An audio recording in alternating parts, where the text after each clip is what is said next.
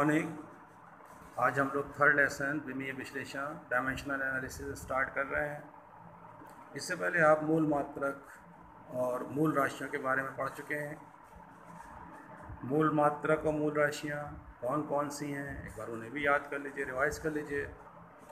मूल राशियों में आपने देखा लंबाई जिसका मात्रक मीटर, द्रव्यमान जिसका मात्रक किलोग्राम, समय जिसका मात्रक सेकेंड, वैद्युतधारा जिसका मात्रक एम्पियर, ताप जिसका मात्रक केल्विन, ज्योति तीव्रता जिसका मात्रक कैंडेला, पदार्थ की अवस्था जिसका मात्रक मूल, ये आपने पढ़ा था। अब यहाँ हमें भौतिक राशियों की विमाएँ ये निकालनी है। तो जैसे कोई भी भौतिक राशि अगर हम वेग ले लें तो वेग की विमा को हम वेग के मात्रक को हम कई प्रकार से लिख सकते हैं। जैसे यहाँ हमने आपको दिखाया हुआ है, जैसे वेग को हम मीटर सेकंड में भी नोट कर सकते हैं, किलोमीटर पर घंटे में भी लिख सकते हैं, सेंटीमीटर पर सेकंड में भी लिख सकते हैं। वेग का जो मात्रक होगा वो तीनों में से किसी को भी आप ले सकते हैं, मीटर पर सेकंड, किलोमीटर पर घंटा या सेंटीमीटर पर सेकंड, ये भी आप लिख सकते हैं इसके मात्रक को। तीनों मात्रक में अगर देखा जाए तो क्या दिखाई दे रहा है, मात्रकों में अगर एक गौर कीजिए तो हमें ये दिखाई देता है कि जो मीटर है इसकी भी पावर 1 है और सेकंड उसकी भी पावर 1 है। अगर किलोमीटर पर घंटे में है तो किलोमीटर की भी पावर 1, और जो आप समय जो लिखे हुए हैं घंटा लिए हैं तो उसकी भी पावर 1 है। सेंटीमीटर पर सेकंड अगर ले रहे हैं तो सेंटीमीटर की भी पावर 1 है और सेकंड की भी पावर 1 है। यानी मात्रक तो पद्धति बदलने के हिसाब से बदल रहा है, लेकिन इसके ऊपर लगी हुई जो पावर है उसमें कोई परिवर्तन नहीं होता। तो किसी भी भौतिक राशि की विमाएँ वो पावर वो घाते हो जाती हैं जिन्हें उस राशि के मात्रकों को व्यक्त करने के लिए मूल मात्रकों के ऊपर लगाया जाता है। ये याद रखना है आपको। तो विमाएँ हो गई वो पावर जो मूल मात्रकों के ऊपर लग रही हैं भौतिक राशियों को व्यक्त करने के लिए। अब देखिए विमा निकालने के लिए, भौतिक राशियों की विमाओं के जो सूत्र निकालने हैं आपको, इनको सीखने के लिए, इनको निकालने के लिए 2-3 चीज़ें ध्यान में रखना है। जैसे जो मूल मात्रक आपने अब तक पढ़े हैं उन मूल मात्रकों में 4 जो हैं हम, यानी जो देखेंगे यांत्रिकी और ऊष्मागतिकी में जो आने वाली भौतिक राशियों की जो विमाएँ हैं उनको लिखने के लिए हमें लंबाई, जैसे आपने देखा, तो लंबाई को हम किससे शो करेंगे? लंबाई को आप इंग्लिश में लेंथ से लिखते हैं, तो लेंथ को किससे शो कर देंगे आप? एल से, ये लंबाई। दूसरा मास यानी द्रव्यमान, जिसको आप इंग्लिश में मास कहते हैं, उसको आप दिखा देंगे एम से। तीसरा समय, इंग्लिश में आप इसको टाइम कहते हैं, तो इसको दिखा देंगे टी से। यानी जो नाम आपके हैं लंबाई यानी लेंथ, इंग्लिश में जो नाम है इनका फर्स्ट लेटर यहाँ पर दिमाग में को शो करने के लिए लिया जाएगा। जहाँ पर भी लंबाई आएगी, लंबाई का मतलब 2 बिंदुओं के बीच की दूरी से होगा। वो 2 बिंदुओं के बीच की दूरी लंबाई भी हो सकती है, चौड़ाई भी हो सकती है, ऊंचाई भी हो सकती है, विस्थापन भी हो सकता है किसी निश्चित दिशा में। तो इन सब को हम केवल एक ही राशि यानी एल से दिखाएंगे, और जहाँ मास आएगा उसको एम से, समय आएगा टी से दिखाएंगे, और अगर कहीं टेम्परेचर आ रहा है ताप तो उसको हम थीटा से शो करेंगे। ये आपको ध्यान में रखना है, इस तरह से इनको लिखाया जाएगा। अब कुछ भौतिक राशियाँ तथा उनके विमीय सूत्र यहाँ पर दिए जा रहे हैं। जैसे देखिए सबसे पहले जो भौतिक राशि आपकी आती है वो भौतिक राशि है क्षेत्रफल। अब आपको फार्मूले याद रखना है, फार्मूले के हिसाब से आप इनकी विमाएँ निकालते चले जाइए। तो क्षेत्रफल आप देख रहे हैं, क्षेत्रफल में क्षेत्रफल का फार्मूला आपको मालूम है। क्षेत्रफल किसके बराबर? क्षेत्रफल बराबर होता है लंबाई गुणे चौड़ाई के। तो लंबाई यानी इसकी भी माइल, चौड़ाई इसकी भी माइल, तो इसका जो विमीय सूत्र हो जाएगा वो L × L यानी L पावर 2, ये आपको मिल जाएगा। इसको ब्रैकेट में रखना पड़ेगा विमा लिखते समय, ये इस ब्रैकेट को आप इस्तेमाल करेंगे।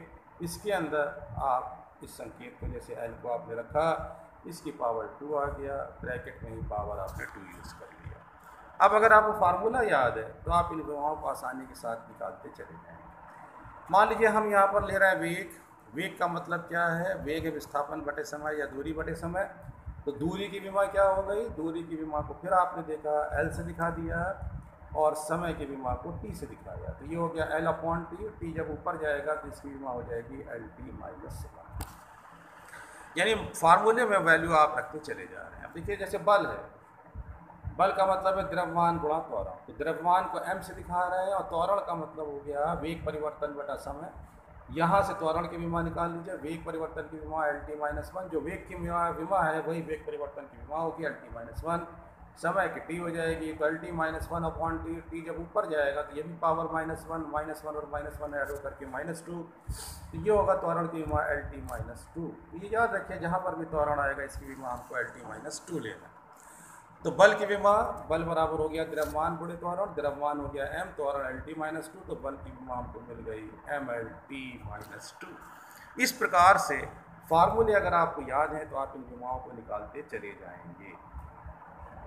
अब जैसे और कुछ फार्मूले यहाँ पर देख लिए जाते हैं, इनको आपको प्रैक्टिस करना है, इनको लगाते चले जाना है अलग अलग फार्मूले को।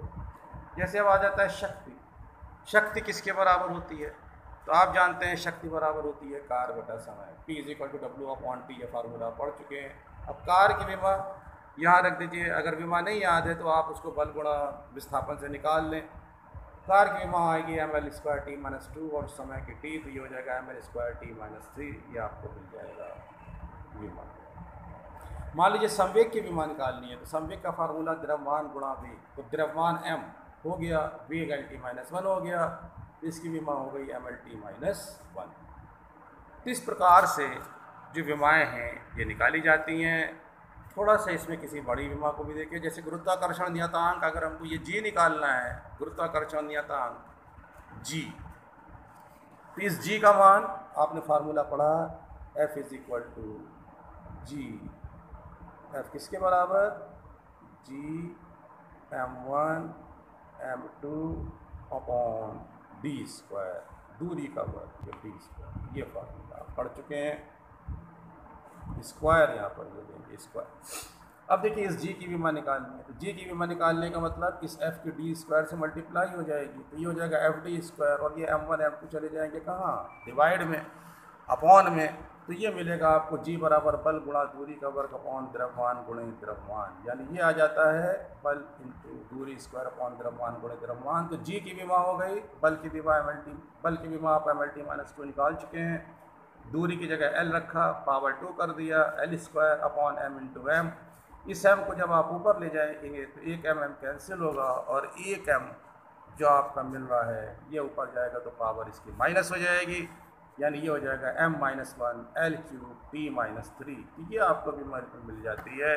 किसकी है बीमा? ये g की बीमा है, गुरुत्वाकर्षण नियतांक की बीमा है। तो इस प्रकार से आप अलग अलग बीमाओं को निकाल सकते हैं। जितने भी मान आपको यहाँ दिए जा रहे हैं उनको देखिए, उनको निकालिए। नेक्स्ट इसके बाद फिर आता है कि इन विमाओं का उपयोग क्या है, क्यों हम इन विमाओं को याद कर रहे हैं, क्यों इन विमाओं को पढ़ रहे हैं। तो देखिए पहला उपयोग इनका है एक पद्धति के मात्रकों को दूसरी पद्धति के मात्रकों में बदलना है। यानी कोई भी मात्रक अगर आपको मान लीजिए मीटर पर सेकंड में दिया गया है, हम उसको किलोमीटर पर घंटे में बदलना चाहते हैं, या सेंटीमीटर पर सेकंड में दिया गया है मीटर पर सेकंड में बदलना चाहते हैं, तो वहाँ पर इसका उपयोग होता है। इसका उपयोग करने के लिए मान लीजिए कोई भी भौतिक राशि एक हमारे पास P है, जिसको हम अलग अलग विभिन्न पद्धतियों में, जिसमें उसके हम आंकिक मान को n1 और n2 माने ले रहे हैं, और जो उसके मात्रक हैं वो u1 और u2 हैं। तो आंकिक मान जैसे मान लो 5 मीटर पर सेकंड, तो 5 जो हो गया यही आंकिक मान हो गया, इसको हम n से शो कर रहे हैं, और मीटर पर सेकंड ये उसका मात्रक हो गया। तो एक पद्धति में हमने माना कि जो पहली पद्धति में अगर आंकिक मान n1 है और मात्रक u1 है, दूसरी पद्धति में आंकिक मान n2 है और मात्रक u2 है। तो आप ये पहले जानते हैं कि n1 u1 बराबर होता है n2 u2 के, ये आप पढ़ चुके हैं, n1 u1 बराबर n2 u2, यानी मान जो होगा आंकिक मान और मात्रक का गुणनफल हमेशा एक दूसरे के बराबर होता है। जैसे जैसे आंकिक मान यानी पद्धति में मात्रक आपका छोटा होता चला जाता है, आंकिक मान बढ़ता चला जाता है। जैसे मान लीजिए 1 मीटर, तो 1 मीटर में देखिए एक क्या है, 1 मीटर मात्रक है, बड़ा मात्रक है, लेकिन जब हम इसे सेंटीमीटर में चेंज करते हैं तो 1 मीटर का मतलब 100 सेंटीमीटर। अब देखिए आंकिक मान तो 100 हो गया, बढ़ गया, 1 मीटर से 100 मीटर पहुंच गया, लेकिन मात्रक मीटर से घट करके सेंटीमीटर छोटा हो गया। तो अंक जब पद्धति बदलती है, अगर बड़े से छोटे में आप जा रहे हैं तो आंकिक मान जो होता है वो बढ़ जाता है। तो यहाँ पर किसी भी मान लीजिए किसी भी राशि को जिसको बदलना है, अगर उसका विमीय सूत्र हम m⁴ l⁴ b और t पावर c ये मान लिया जाए, इसको हमें बदलना है। तो पहली पद्धति में ये अगर इसकी विमा है तो p बराबर हमें यह लिखना होगा n1 m1 power l1 power b t1 power c। दूसरी पद्धति में अगर इसके मूल मात्रक भी m2 l2 t2 हो तो वहाँ पर इसकी विमा क्या हो जाएगी, दूसरी पद्धति में इसकी विमा m2 power l2 power b t2 power c हो जाएगी। अब दोनों को बराबर कर दिया जाए, यानी n1 m1 power a l1 power b t1 power c बराबर n2 m2 power a l2 power b t2 power c ये मिलेगा। इसको ट्रांसफ़र कर दीजिए, ट्रांसफ़र करने के बाद आपको मिल जाएगा यहाँ पर n2 बराबर m1 upon m2 power a l1 upon l2 power b t1 upon t2 power c ये मिलेगा। इसी में फार्मूले में आपको मान रख करके जो भी मानते हैं कि बदलने के लिए वो लगाना है।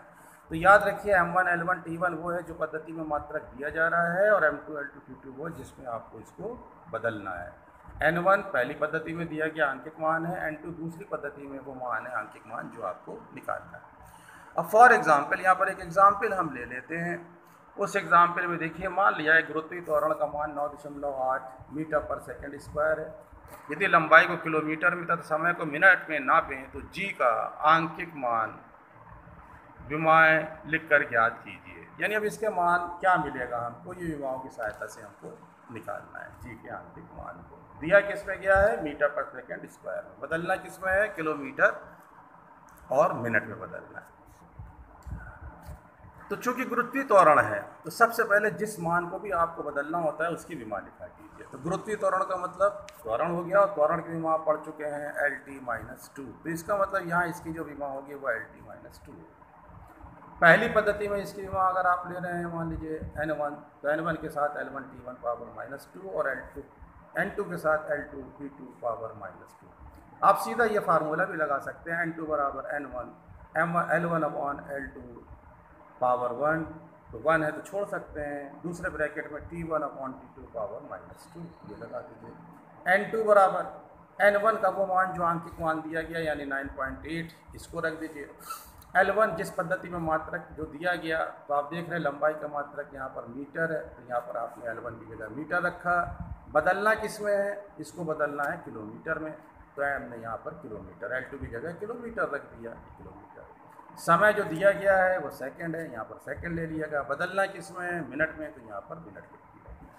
तो ये n2 बराबर आपका हो गया 9.8 meter upon kilometer, second bracket में सेकंड अपॉन मिनट, लेकिन चूंकि t की पावर -2 है तो यहाँ पर इसकी पावर -2 लगा दी जाए। अब आप ये कीजिए कि जो ये मीटर और किलोमीटर हैं इनको सेम मात्रक में बदलिए, किलोमीटर को भी मीटर में बदल दीजिए और मिनट को सेकंड में बदल दीजिए। तो जब इसको आप बदल देंगे किलोमीटर को मीटर में, तो 1 किलोमीटर में कितना मीटर, आप जानते हैं कि 1 किलोमीटर में 1000 मीटर होता है। तो यहाँ पर हमें किलोमीटर के स्थान पर लिख देना होगा 1000 मीटर, और मिनट की जगह लिखना होगा 60 सेकेंड, ये लिख दिया गया। अब इसको कट कर लीजिए, ब्रैकेट को खोल लीजिए। तो चूँकि 60 की पावर -2 है तो 60 के ऊपर जाएगा तो पावर प्लस हो जाएगी, तो इसको हम लिख सकते हैं 9.8 × 60 × 60 बटे 1000। सिंप्लीफाई करेंगे आप तो ये मिल जाएगा 35.3। तो 35.3 जो ये आपका आ रहा है, ये किस में आ रहा है 35.3, ये 35.3 हमारा आ जाएगा किलोमीटर पर मिनट स्क्वायर में। तो इस तरह से एक पद्धति के मात्रकों को दूसरी पद्धति के मात्रकों में लिखा जाता है। इसके 2 उपयोग और हैं, वो नेक्स्ट टॉपिक में आपको बताएंगे। आज यहीं तक इसको देखिए, यहीं तक नोट कीजिए।